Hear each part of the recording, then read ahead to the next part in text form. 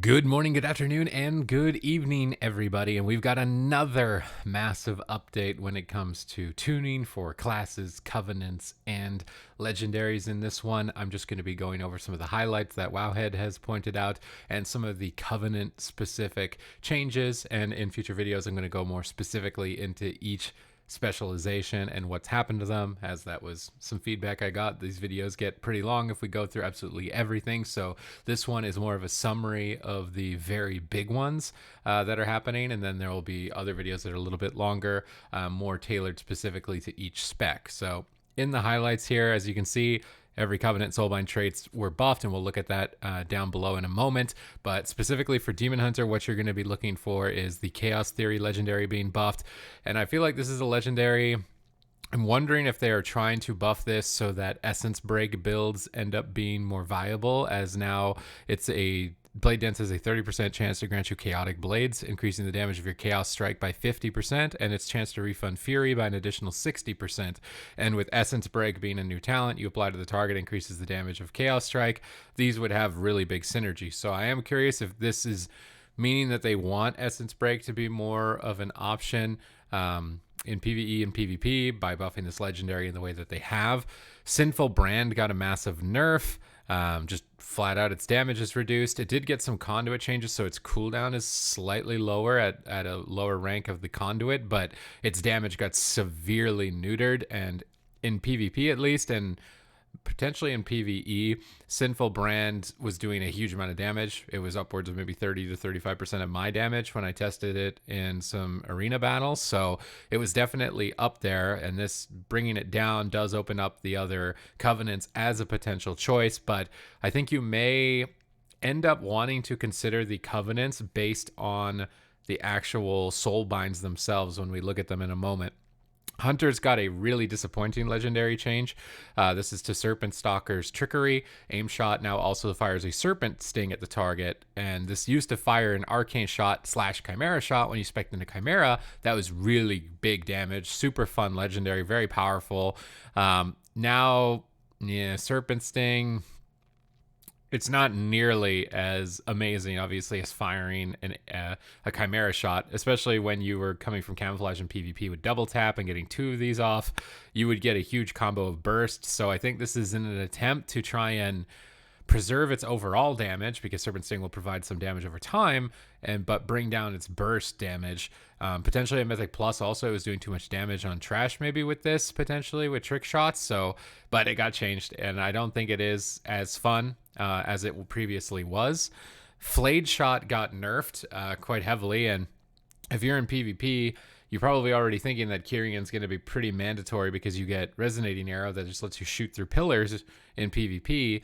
And then PvE, you'll get some crit modifiers that buffs you in PvP too, but in PvE, you get some crit modifiers on it. Flayed Shot was looking like it could be a strong contender, but it got nerfed pretty dramatically. I think over half of the amount of damage, and its proc chance for kill shot got reduced. So Flayed Shot is looking a lot less appealing here. Mind you, I think so did the Chakrams of the Necrolords get nerfed. It seems like they're just nerfing everything down. I'm in this position where I don't know how they intend to balance a single target covenant option from an AoE covenant option, such as Night Fae Hunter versus Venthyr Hunter. How are you going to tune those so they're even? Because one should be better than the other in some situations, because it's a single target ability, and the other one's AoE. I still feel like there's a lot of time being spent on this balance and tuning, whereas they could have just allowed us to change covenants and made every covenant ability super awesome and have its own scenario, much like a talent option would have been. I'm still not sold that creating basically what is, to me, effectively a secondary racial choice is worth the amount of time it's taking to tune these abilities that I ultimately, like, I'm not trying to be doom and gloom. I think it is not possible, though, to tune single target versus AoE versus utility versus tankiness all at the same time in every aspect of the game for multiple specs. I mean, I'm just going like insane in my own head trying to consider that as a potential option. And I'm really trying hard to understand the benefit of like locking yourself in. If it's a lock-in, then don't make us make the choice. And then it can be tuned the way that it needs to be tuned in general, and nobody's going to feel like they're making a bad choice. I would have preferred the covenants to be cosmetic, lore, story, than power. Because now I feel like I'm in a position where I have to pick it based on power. It might have not been the cosmetic or the story that I really wanted to experience, but I need to. And then I've got to be worried about it getting nerfed under my feet or buffed. This other one getting buffed out of nowhere. And then some of them that are interesting then become bleh. And then the bleh ones become whoa. And it's just like this constant ping ponging of I can't take it though. Priest tuning, changes to their legendary involving Shadow or Death. Just as a highlight, I think the more highlight for the Holy Priest, which isn't here, is I think it's a typo. Miracle Worker Honor Talent gives you 25 charges of Serenity, which is your instant cast like Lay on Hands heal. There's no way they gave Holy Priest 25 charges of that. That had to have been a typo. Rogue, this is a big change for PvP. A little bit of quality of life for PvE too, but Shadow Strike is no longer going to teleport you from stealth to the target. I think this is a good move in general for melee DPS to try and bring their mobility down, because it is bloated up quite heavily on some specs, and this was definitely one of those that was standing out. But obviously as a rogue player, you're going to lose that fluidity of just like just teleporting to the target while you're blasting them down. But I think this is a fair trade-off, because I feel like rogues would rather do damage and not immediately teleport to the target every time than do minimal damage because they get 100% uptime. That's kind of the trade-off that you should be expecting here. And then in PvE, obviously, it's still some quality of life as well. Chain Harvest got nerfed. I don't think that this is surprising for Shaman, at least in PvP. It was doing a massive amount of damage, especially when scaling with Maelstrom weapon. I think it ended up getting cut in half in terms of its overall damage. So I wasn't really surprised to see Chain Harvest nerfed, but now you may have to consider other options for Covenants. And when we get into the Covenant, the specifics below here, I'll be able to help you out into making that choice a little bit easier. We saw some changes to legendaries for Elemental Shaman, so that Earthshock, your next Earthquake, will deal 175% damage. Skybreaker's Demise, just reducing the cooldown of your Fire Elemental. And then Windspeaker's Lava Resurgence. When you cast Earthshock, your Lava Surge increases the damage of your next Lava Burst by 20%. And we saw some interesting changes to Elemental Shaman that I'll go in further detail in a video in the future here, with retuning and PvP to their damage to Flame Shock, which was pretty interesting. One of the legendaries that stood out to me the most between all of these Shaman legendaries, though, was Doomwinds. This got a massive buff to where when you drop Wind Fury Totem, it increases the damage of your Wind Fury weapon by 100%. There's good chances here that this just ends up being really cheesy. This is, again, another tuning phase where there was this legendary that got dramatically buffed, and then people play with it, and yeah, it's really good, and now it's the mandatory one. And again, legendaries are in a similar boat, although less permanent than the Covenants, where you feel like you need to pick one if you want to be performing your best in raid, or your best in dungeons, or your best in PvP, or your best in AoE single target. There's so many variants to take into account, but this one was standing out at the moment. I'll be testing that more on my stream on twitch.tv/Supatease. It could be fun. I mean, Wind Fury is hilarious. Not so much if you're the victim of it in PvP. And then another legendary that stood out to me was the Restoration Shaman. This one, I think, was more problematic in PvP, likely, than PvE, but it got nerfed in half. Earthshield is now only increasing its healing by 150%, but now it's below 75% health. And your healing wave will still add an extra stack to the Earthshield. I think that this is going to bring down its overall potency for Elemental and Enhancement Shaman, as well, as that was prevalent in PvP. So hopefully this will also be addressed across the board with specializations that have healer specs as an option, where their healing legendaries and healing conduits end up being better in PvP specifically, because I can only imagine how annoying it's going to be if you're a player who plays Enhancement Shaman, and I already feel sorry for you, but if you play Enhancement Shaman and you like to do some dungeons and PvP, but in PvP it's mandatory to wear healing conduits and legendaries, but you don't want those when you're in your dungeon, and you're going to perform awful wearing the healing ones in dungeons, and you have to make this really awkward choice competitively. So I really do hope they address legendaries based on specs that can be healers as well, so they don't end up being mandatory. But now looking towards the Covenant, so these are soulbinds. These are the talent trees that you fill in, and these are the passive ones that you pick throughout your tree. And when I first looked at them, some of them really stood out, and then most of them I was just like glazed over, like I don't care. Like it's just like, yep, that's I click that. I don't care. Some of them are like you get gathering resources. I'm not counting those ones. I'm talking about the ones that actually give you like some sort of throughput potential or something in the game. And I was really just glazed over. Now they've been buffed pretty dramatically, so some of these you definitely want to be paying attention to. So as Clea of the Kyrian, Bearer's Pursuit, your damaging spells and abilities have a chance to decrease your target's movement speed by 45%. This is a pretty big deal for classes in PvP that don't have slows. In PvE, you probably don't care about this. You're probably ignoring this. But in PvP, play something like a Balanced Druid that doesn't have a slow, you have a chance to slow the target by 45%. That's a pretty big deal overall in PvP, and that was a massive increase from 30% to 45%. It's a much more substantial slow. Pointed Courage, chance to critically strike is increased by 1% for every nearby enemy or ally up to 8%. So this has been bumped up a bit. Again, in Arena, there's not that many targets, so it already wasn't probably going to get to 5%, let alone 8. But if you're in random battlegrounds, you're probably going to get up to that 8%. It could be really fun in random battlegrounds. In PvE specifically, you are likely to get up to 8% too, because you'll have, if you're a melee DPS, you'll have enemies and allies. If you're ranged, you'll want to stand with ranged groups as long as there aren't any mechanics to impede that. Resonant Accolades, when receiving healing while above 70%, or healing an ally that's above 70%, 4% of the healing done is repeated on a target over 5 seconds. It's a minor buff. This one was already just something that you don't really think about. It's going to heal a little bit more. Mechanicos, this is one that was standing out for PvP, and it stands out even more. The Kyrian ones in general are looking a lot more appealing. Hammer of Genesis, damaging a new enemy grants you 3% haste for 10 seconds up to 5 stacks. I'm curious to see if this works on pets. So things like Demonology Walks and Unholy Death Knights call in new pets. And if you attack that new pet, does that count as a new target? Could you stack up this haste? It would be decent in those matchups if it does. Again, I'll be testing that on my stream, twitch.tv/Supatease. In PvE, that seems very good because you're going trash pull to trash pull. You're getting 3% more haste now instead of 2%, up to 5 stacks. So pretty big deal there.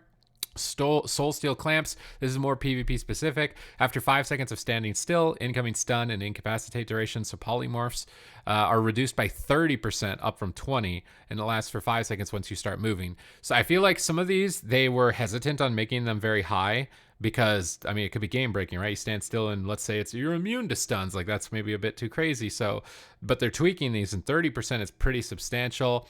Yet to be seen if this stacks with things like Relentless or Hardiness from Orc. I feel like they're likely not going to stack, as it seems like they are consistent with trying to make things not stack.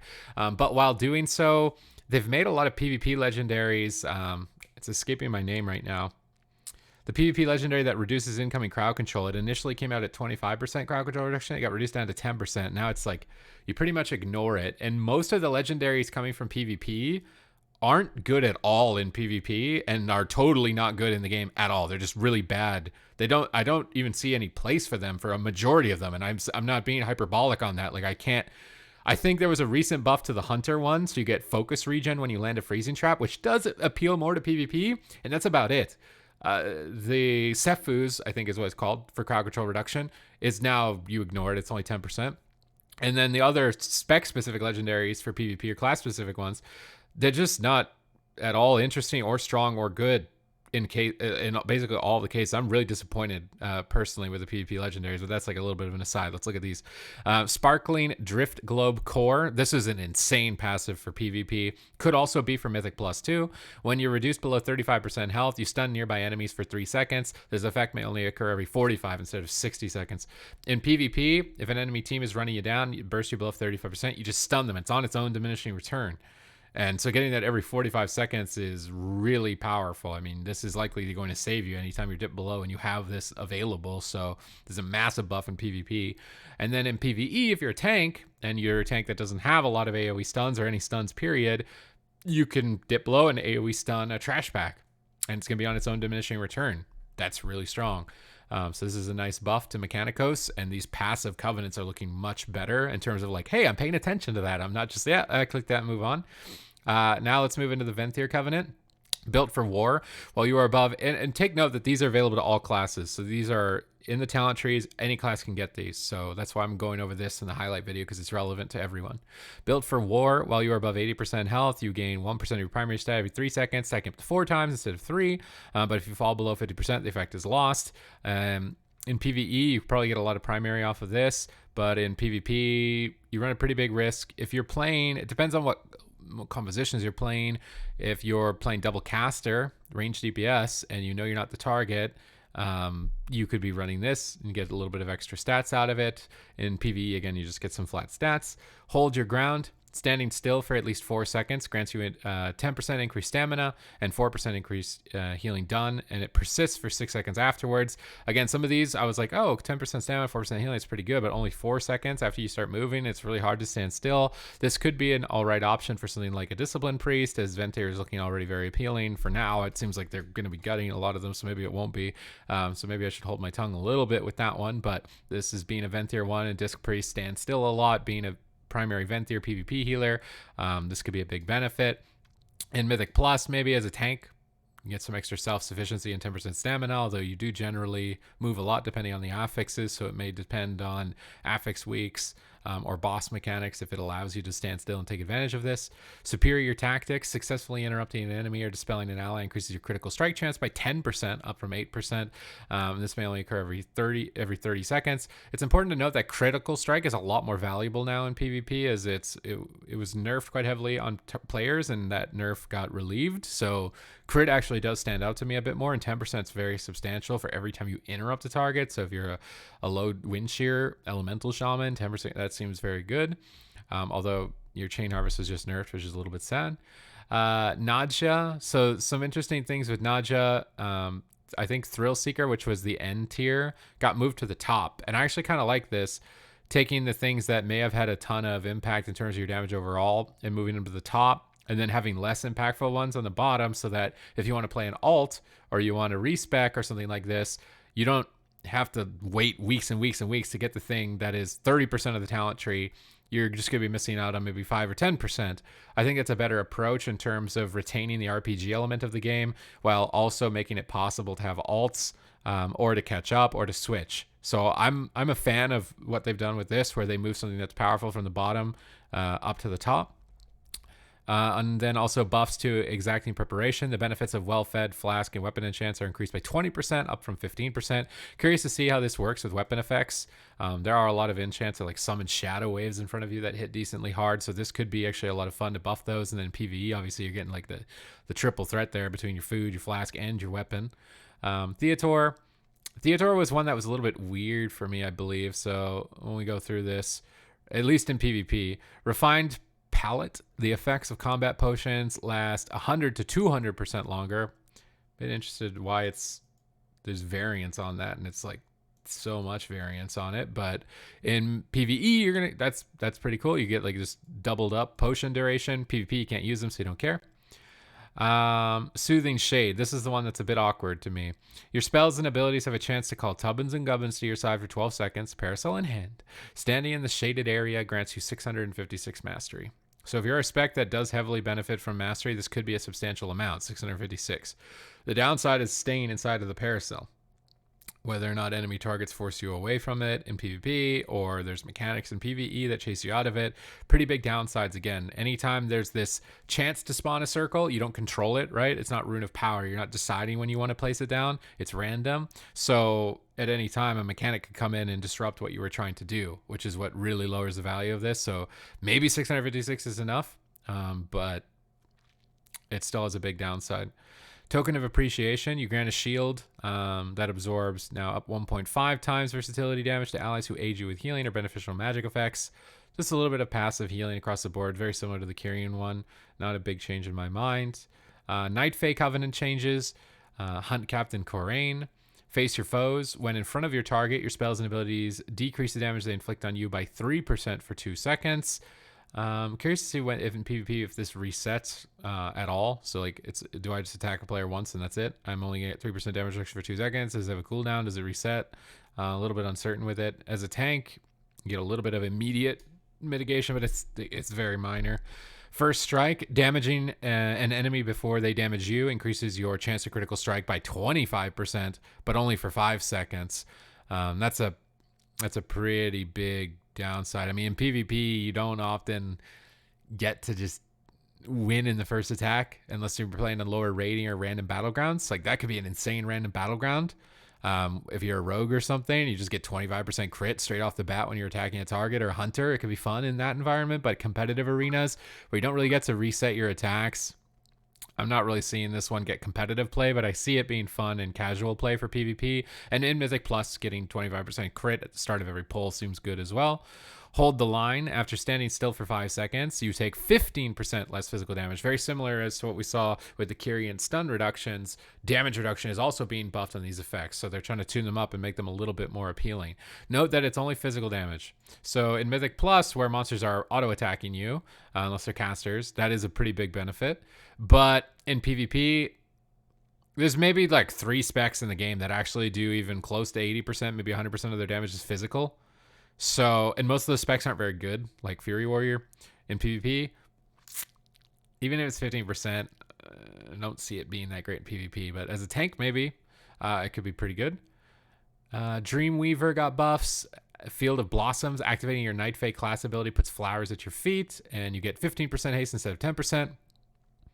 And it's nice that you control this circle, right? So if you activate your ability, you get this circle. So you get the double tap of this, and you get to decide it. So this is a lot more interesting to me. Pod Tender got a buff, so it's every 10 minutes instead of every 30. It did work in Arena, but I think it did maintain its cooldown throughout game to game. So you literally got it if you're procced in one game and you didn't get to see it again. I'm on 2 sides of the fence with this when it comes to PvP. One of them is I think it's kind of cool. You kill somebody, then you got to kill the seed really quickly. Like, that's a mechanic that has never been introduced in PvP. But at the same time, I'm worried that there's going to be like this stack of spells like this with trinkets and such, where it's like, oh, you got to get through the pod tender, then you got to get through this trinket, then you got to get through this trinket, and then there's 4 cooldowns, and then you're just never able to kill a target. I'm worried about that happening. So at the moment, I would like to see it work in competitive arena, although it doesn't fall within the rule structure as it's above 6-minute cooldown. It normally wouldn't work. But I wouldn't mind seeing it just because I think it's cool and new. But again, with that concern that games might be dampening with too many effects like this. Nia received some buffs, I believe. Proximate changed from 3 to none. This is changed from 3 to none. I honestly don't understand this. Your healing spells and abilities have a chance to apply Nia's invigorating your herbs, increasing the target's haste by 5% for 10 seconds. Approximate change from 3 to none. So it's now just at any time, maybe? Rather than a flat amount. That could be good if that's the case. Nia's tools poisons your interrupts, applying Nia's paralytic poison to your target. So you get a little bit more damage to a target when you land an interrupt. I like this type of mechanic, rewarding you for good play with your interrupts, because I think a lot of players kind of undervalue their interrupt. Like, it doesn't do damage, I want to just do high damage. And then this kind of encourages you to incorporate your interrupt more and does benefit you. So buffing a mechanic like this, I'm a fan of, whether it's PvE or PvP. And finally, the Necrolords.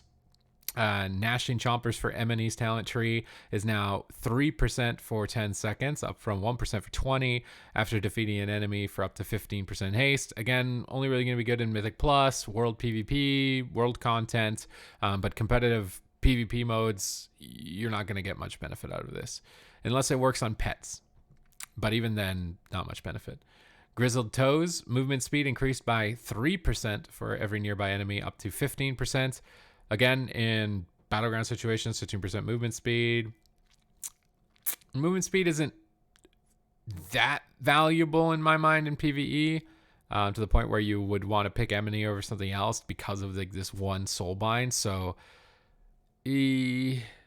I also wasn't sure if M&E was one you would take in PvP too much, but now with this other one getting buffed, Sulfuric Emission, when reduced below 20% health, you fear nearby enemies for 4.5 seconds. If it follows the same line as the Kyrian, it would be on its own diminishing return. That's a big fear, but it's only every 60 seconds, not 45. So maybe there's potential for M&E, but you get this benefit in competitive PvP that you don't get to see. in 3v3 arena, you only got 2 targets maybe next to you. And then this fear, if it's on fear DR, it's not good. If it's on its own DR, it's pretty good, but fear also breaks on damage, unlike stuns. So Emony's in a weird place for me when it comes to PvP at least. Bonesmith, Hirmir. Both Emony and Bonesmith in PvP were just kind of like meh, so let's see what they've done here. Hermiers, and apologies that I butchered that. Arsenal, Gore Stompers, damaging or healing a target below 35%, grants you 35% increased movement speed for 5 seconds after you start moving. It may only occur once per minute. This could be good for finishing targets off if you're chasing them down. 35% is fairly substantial. One of the main downsides in PvP, at least, where I see this being, this is basically the only situation you want it, is that slows are too strong. In Legion, when Frost Mages and Chains of Ice were above 50% slows, they made a PvP modifier on slows that they couldn't be at any higher than 50%. And I think that that actually should return to PvP specifically, because it's just so oppressive to have these slows at such a high margin. And then something like this doesn't matter if it's those classes. This is not enough, and it's 35%, and that's not enough. So Hermir's Arsenal Marrow Gemstone. After landing 10 critical strikes, you gain 18% increased chance to critical strike for 10 seconds. May only occur per 60 seconds. So if you're a high critting class like an Ellie Shaman maybe, or a Destruction Warlock, something along those lines, maybe this does open up a little bit, but you're sacrificing the ultimate form from Merilith, which is the channeled crowd control immunity, which in PvP is really good. And also Merilith brings the absorb shield when you dip below health, which has just always been a good PvP mechanic. I don't see Emony or Bonesmith really standing out unless this fear ends up being really gimmicky. Hermir's Arsenal Ravenous Pendant. Defeating an enemy restores 3% of your maximum health after 6 seconds, and it stacks to 5 times. Again, in random battlegrounds, yeah, you might be able to get like a little rampage going if you get a ton of kills and you start healing yourself up a lot and never die. But in competitive PvP, the game is over after you've killed the first target normally. So it's another situation where like this seems really cool and fun and casual PvP content, but would you sacrifice the throughput and your overall performance and the content where you get your gear and rewards from to have a little bit of fun in the battlegrounds? It's just kind of I don't see these being direct competitors for at least PvP choices. I mean, in Mythic Plus, as a tank, if you're defeating enemies, you have to get a killing blow probably to get this. Might be hard, but 3% of your maximum health when your tank is a lot. And aside from that, we've got Volatile Solvent. Using Fleshcraft with nearby courses consumes their essence completely, granting you benefits based on the creature's type. So just trying to encourage you to use Fleshcraft on dead enemy targets. And that's basically it for the Covenant specific changes and some of the highlights. I'll dive more deeply into specifics in some set class videos rather than dragging this on any longer than it already has been. Thank you very much for watching. If you enjoy this type of content, I'm uploading daily, so please do consider subscribing. I'm going to have links to videos with class recommendations, and I have tier lists. I have everything to do with Shadowlands. I'm constantly trying to stay on top of this. I'm literally just scanning updates all the time to try and see what's going on, what's up, what's down. Is it rainy today for a class? Is it sunny today for a class? And then bring that information to you with my opinion, as well educated as it can be. Other than that, thank you very much for watching. Leave a like on the video if you liked it, and I will see you in the next one.